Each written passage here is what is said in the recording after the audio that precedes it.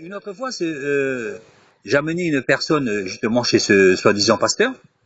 Euh, une personne, donc c'est pas pour m'enorgueillir, qui avait lâché un peu l'assemblée que je voyais pas et puis que j'ai eu à cœur. Lui et un autre d'ailleurs. D'ailleurs, l'autre est venu et cette personne aussi, je l'ai amené, tout. Elle a bien rebranché avec le Seigneur, tout. Mais comme moi, je travaille le week-end parfois, donc je l'ai proposé. Je l'ai proposé au pasteur, mais il faudrait qu'on vienne le chercher. Et la femme du pasteur a été la chercher, mais il lui a manifesté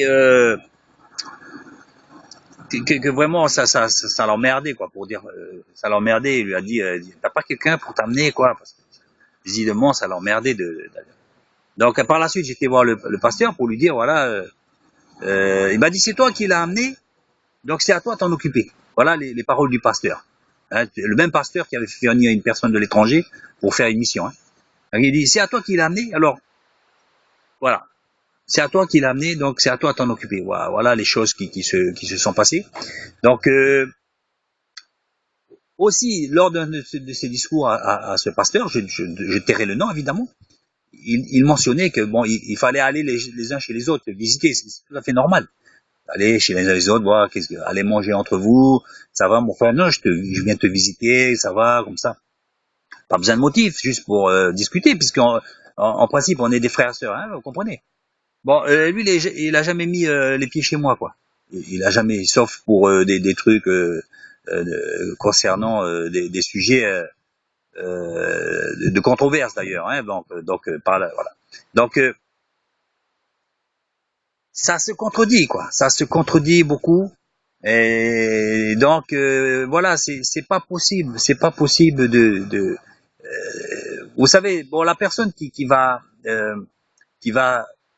pas trop chercher le comment du pourquoi, gratter la peinture de surface, c'est sûr qu'il peut rester longtemps dans des structures comme ça.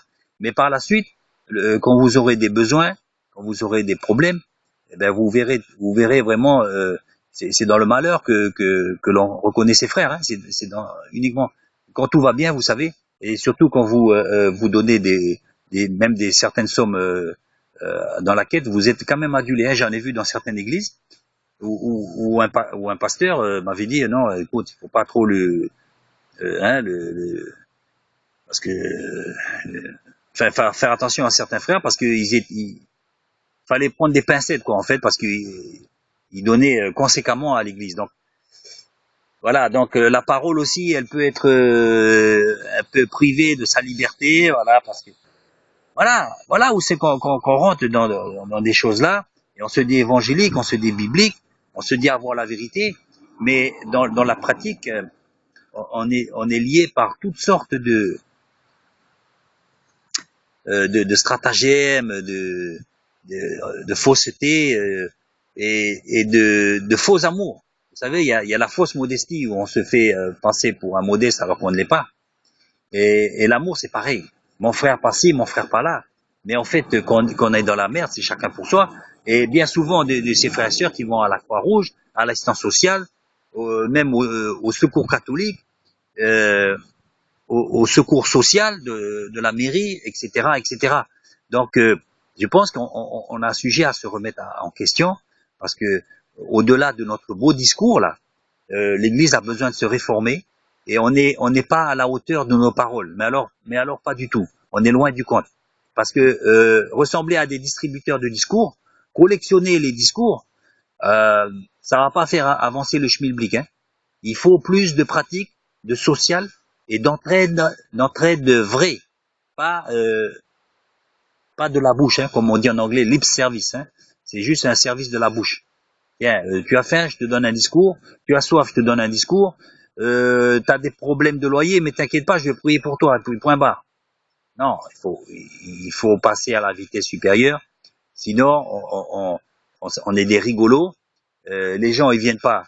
Faut pas vous étonner, quoi, je veux dire. Hein. Il faut l'église, si elle n'a pas la dimension sociale, n'est pas une église. Je le dis carrément, c'est pas une église.